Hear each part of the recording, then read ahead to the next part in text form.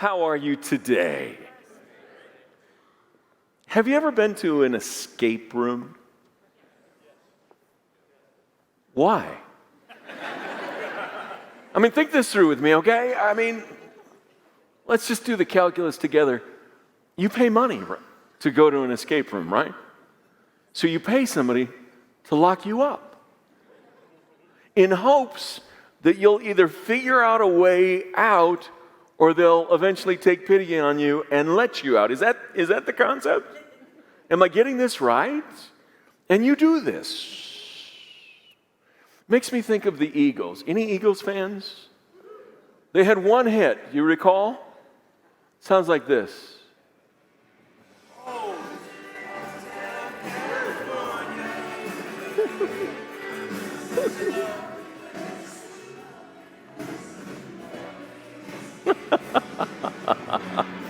Yeah!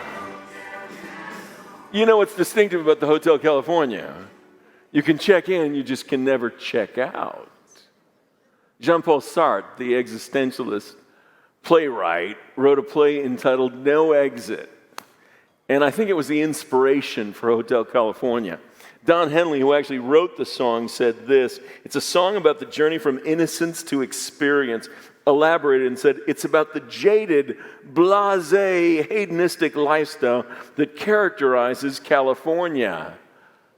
Not just California. Because here's a flash. Listening to people with empathy and emotional intelligence, listening to people, what I hear is pain, as if they've signed into an escape room and have no way out and can't imagine who will possibly let them out. And I hear it when people talk about their jobs. I hear it when they talk about school. I hear it when they talk about their marriage. Jean-Paul Sartre said, hell is other people. And for many in our culture today, that would be accurate. Let me flash forward to the end. Let's begin with the end. Our God is a God who rescues and saves. And the church, the purpose of the church is to be the antidote to the escape rooms that people find themselves in. And when you feel trapped and hopeless and helpless, that's when the church ought to share the greatest good news imaginable, that God is the God who saves.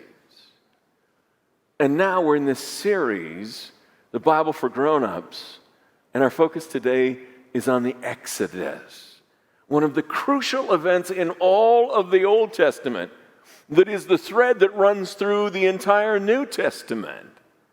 That God is the God who loves you enough to save you from the hell you find yourself inhabiting.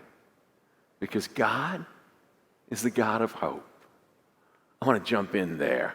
I'm so pleased to be following Ryan because he did such a brilliant job. 2 weeks ago, he talked about Adam and Eve in the garden and God's love. Last week, he talked about Noah's Ark and the reset that we need in life in order to figure things out and follow on the path that leads to life today. I want to talk about the event that happened for the Hebrew people that became the crucial seminal event that was the defining moment for them. Just to put it into context so that you understand the flow. We had Noah and the ark. We had the rise of the patriarchs. We had Joseph, who was sold into slavery by his brothers and ended up being second only to Pharaoh in Egypt. But Joseph died, and so did that Pharaoh. And 400 years later, the Egyptians despised the Hebrew people, and they enslaved them. And God, it breaks his heart when the people he loves are enslaved. And it doesn't mean if it's to the Egyptians or to addictions or anything else you can imagine, because our God is a God who saves. And that's what I want to show you. I want to take you to the text. And I want to show you the relevance between what happened 3,000 years ago and what's happening in our lives today, and how God's hope is the key to life. Because as I said on Easter, we are an Easter people that inhabit a society that is a Good Friday society. People live as if life ends and the dead end is death. And I'm here to tell you, God's life for you is forever because of his love. Come with me. Let's go to the text. It's a long, dense passage. Just lean in, listen carefully, because we're going to Exodus chapter 2 and 3, and here's a synopsis of the story. During those many days, the king of Egypt died, and the people of Israel groaned because of their slavery and cried out for help. Their cry for rescue from slavery came up to God, and God heard their groaning. And God remembered his covenant with Abraham, with Isaac, and with Jacob. God saw the people of Israel, and God knew. Let's stop right there. Because the thing is, when you're in pain, God is never indifferent. And God is not unaware. It's just a question of having the faith to trust that God's at work in all the circumstances of life to bring blessing. Does that mean that God causes all the circumstances of life? No. Emphatically no. God doesn't cause everything. But in the midst of all that happens in our life, by our choice or someone else's, God's at work for you, calling you out to life. Chapter 3.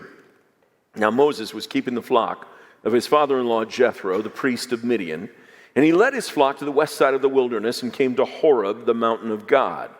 And the angel of the Lord appeared to him in a flame of fire out of the midst of a bush. He looked, and behold, the bush was burning, yet it was not consumed. And Moses said, I will turn aside to see this great sight, why the bush is not burned. When the Lord saw that he turned aside to see, God called out of him of the bush, Moses, Moses. And Moses said, Here I am.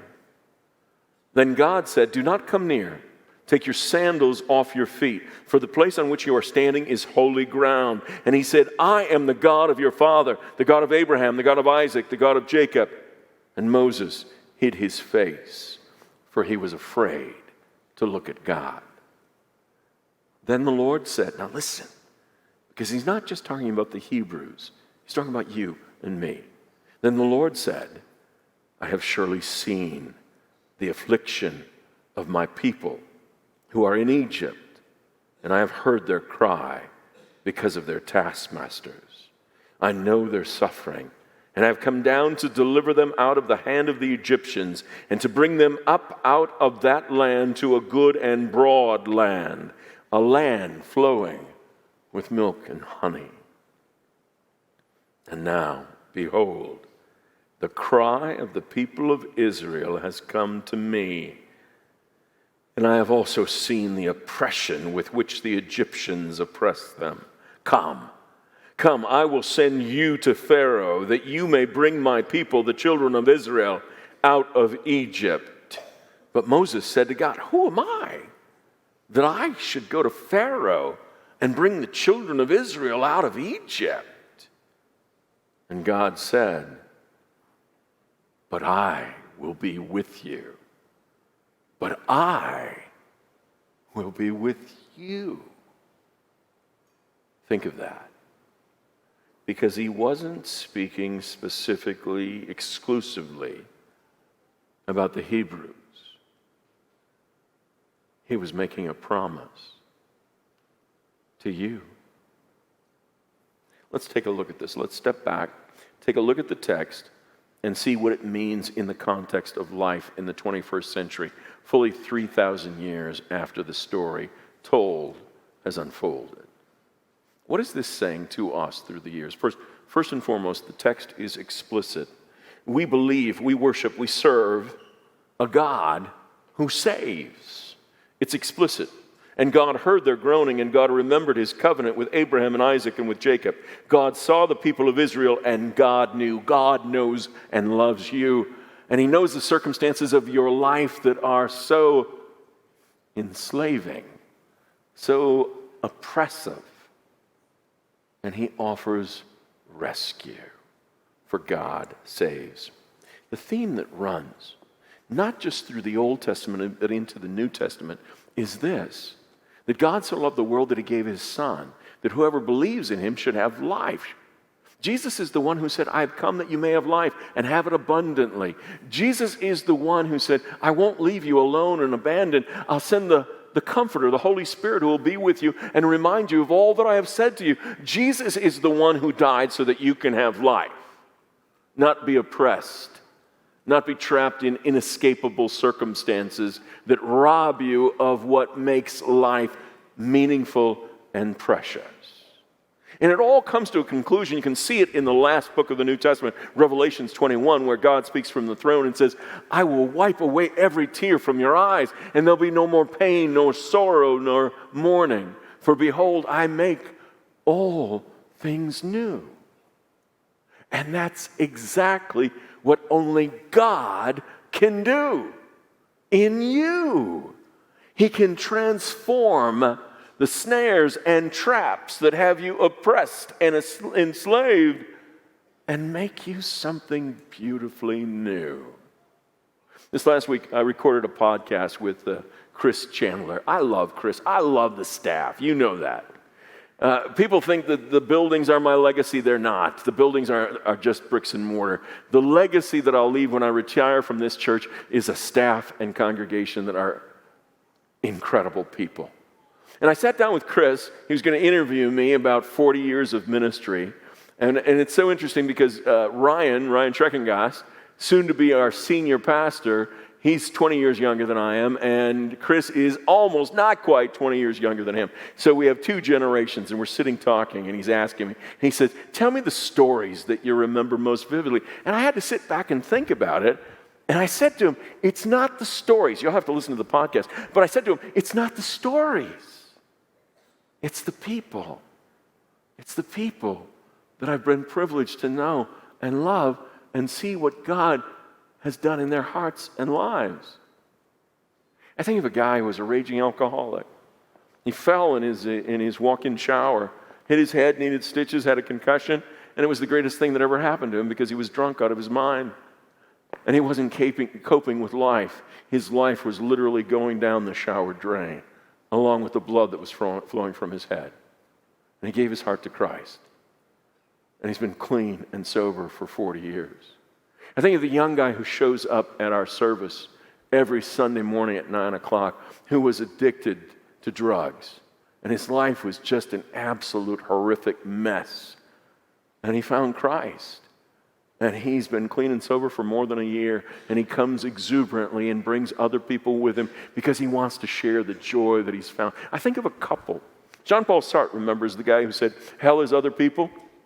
I think a couple that came to see me for marital counseling, and they were convinced that Sartre was right, only the hell that they were experiencing was the person they were married to. You know what I'm describing? It was absolute misery. It was torturous. Trust had been broken, the relationship had been shattered, and they were just one step away from the divorce attorney's office when they came to see me, and they thought it was hopeless. They thought they were trapped in an absolute mess. And we talked and we prayed. And I see them almost every Sunday, and they walk in holding hands like teenagers. Now, they're still married to the same person.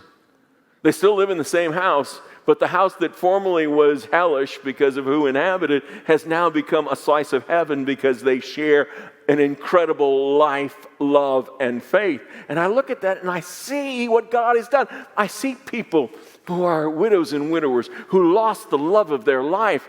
And to look at them, I was convinced they wouldn't last a year because they had given up, because they had been taken over by grief. And yet God did a miracle in their heart and transformed the grief to gratitude. The pain is because of all the joy. And if you focus on the pain, all you know is the loss. But when you focus on the joy you shared, you rediscover the blessing. And I see these people who are now fully alive because they know they're going to see the person that they entrusted to Jesus in heaven. And they aren't going to waste whatever time they have left here on earth. I see young people. I can't tell you how thrilled I am by the young people in this church because they come with such eager optimism. They face tough things in school and among their friends and the social media that is so eager to tear them down, but here they're built up and they dare to dream, and it just fills my heart. I think of a young man who had a dream of going to the Army Academy at West Point. And I wrote a letter of recommendation because he's just a great kid. He's on the platform and he plays with his dad. And today, before worship, he comes up to me and gives me a hug. And he says, "I've got news. I was accepted." Jake, stand up. I want to share the joy. Jake, his dad, Jason, and Melissa, and Maddie's up here. You know, that kind of stuff, it's the people, it's not the stories. It's people who actually realize that with God in their life, love is always possible. More than that, dreams come true.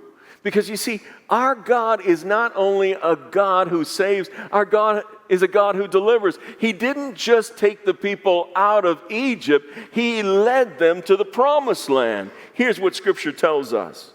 "I have come down to deliver them out of the hand of the Egyptians and to bring them out of that land to a good and broad land, a land flowing with milk and honey." People act as if faith, Christianity, is a burden that robs them of the joys of life that everyone else gets to savor. And nothing could be farther from the truth. Because the simple reality is we as Christians are freed from all captivity, and we're freed for a life that we cannot fully imagine without Christ.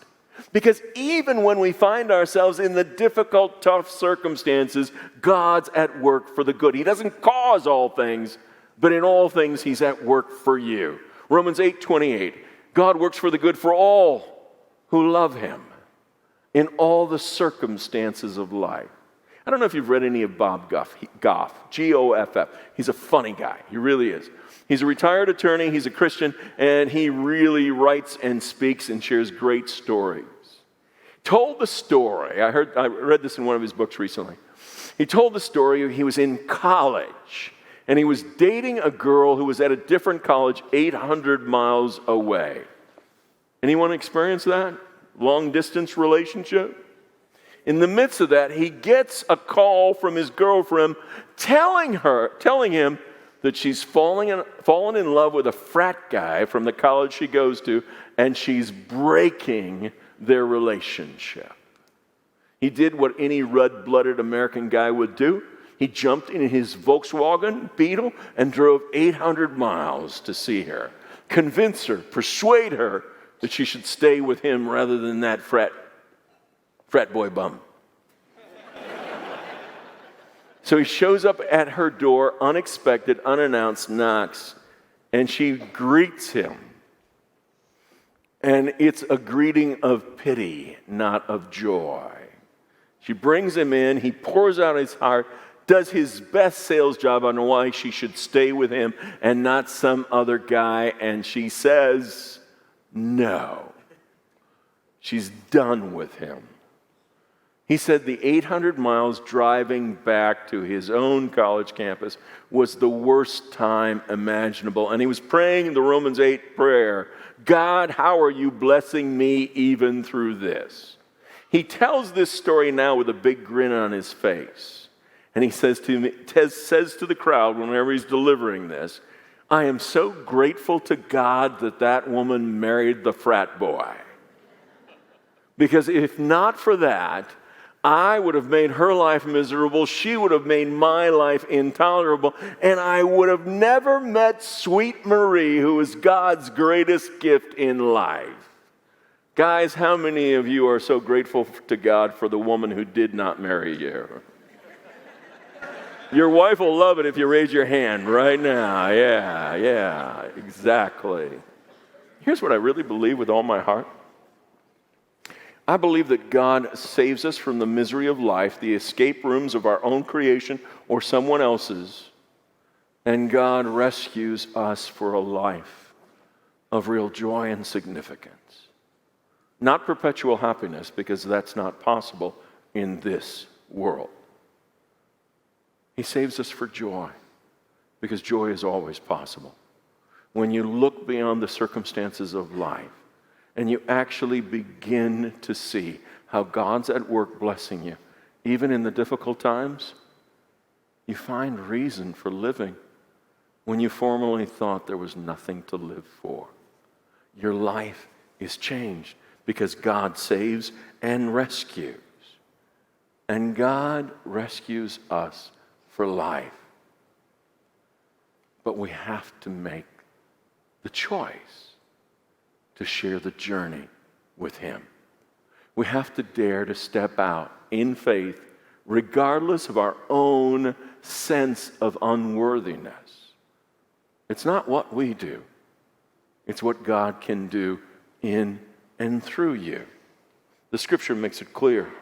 Moses said to God, "Who am I that I should go to Pharaoh and bring the children of Israel out of Egypt?" And God said, "But I will be with you.